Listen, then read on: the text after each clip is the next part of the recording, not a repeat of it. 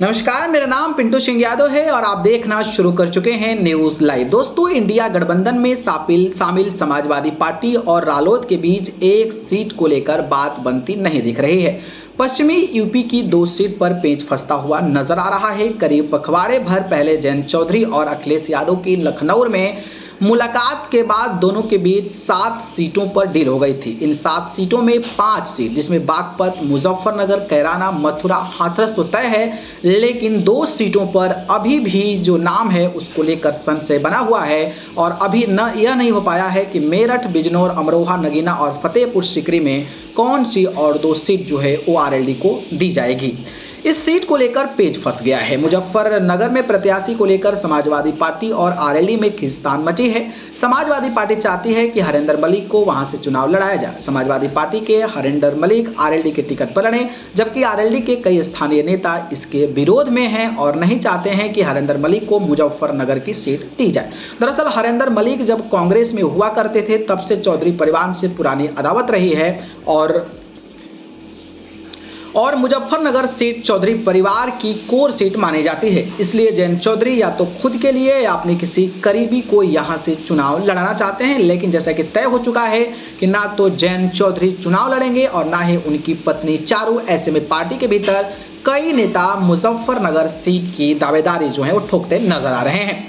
अपने नेता को लड़ाना चाहती है समाजवादी पार्टी का मानना है कि संजीव बालियान को अगर कोई चुनौती दे सकता है तो या तो चौधरी परिवार या फिर हरेंद्र मलिक ही हैं। लेकिन जयंत की पार्टी का कैडर हर हाल में यह सीट अपने लिए चाहता है। वह नहीं चाहता है कि समाजवादी पार्टी का कैंडिडेट हो और आरएलडी का सिंबल हो। यही लड़ाई अब सतह पर आ गई है। दावे तो ये भी किए जा रहे हैं कि अगर मुजफ्फरनगर पर समाजवादी पार्टी अपना कैंडिडेट देती है तो आरएलडी के कार्यकर्ताओं में नाराजगी को संभालना जो है वो मुश्किल हो जाएगा। अखिलेश जयंत में तय हुआ है फार्मूला। हालांकि माना जा रहा है कि अखिलेश यादव और जयंत के बीच मुजफ्फरनगर का फार्मूला तय हो चुका है, जिसमें हरेंद्र मलिक आरएलडी के सिंबल पर चुनाव में उतरेंगे, लेकिन जयंत चौधरी इसे फिलहाल अपने कार्यकर्ताओं में जाहिर नहीं कर रहे हैं। नीतीश कुमार के तर्ज पर एनडीए में जयंत के जाने की चर्चा तो सियासी फिजा में तैरती रहती है, लेकिन अब एक बार गठबंधन हो जाने, सीटों की संख्या तय हो जाने और अखिलेश और जयंत हाल ही में हुई थी मुलाकात में सब कुछ तय हो जाने के बाद अचानक से एनडीए की ओर से रुख करने का कोई कारण नहीं है, ऐसा आरएलडी की सियासत पर नजर रखने वाले का भी मानना है। वहीं बात करें तो चंद्रशेखर आजाद को लेकर भी चर्चा है। बहरहाल बहुजन समाज पार्टी के एक बड़े गुर्जर चेहरे और चंद्रशेखर रावण को भी लेकर दोनों दलों में चर्चा है। चंद्रशेखर रावण को जयंत चौधरी नगीना की सीट जो है वो लड़ाना चाहते हैं, जबकि अखिलेश यादव से फिलहाल चंद्रशेखर रावण की कोई सीधी बातचीत नहीं हो रही है।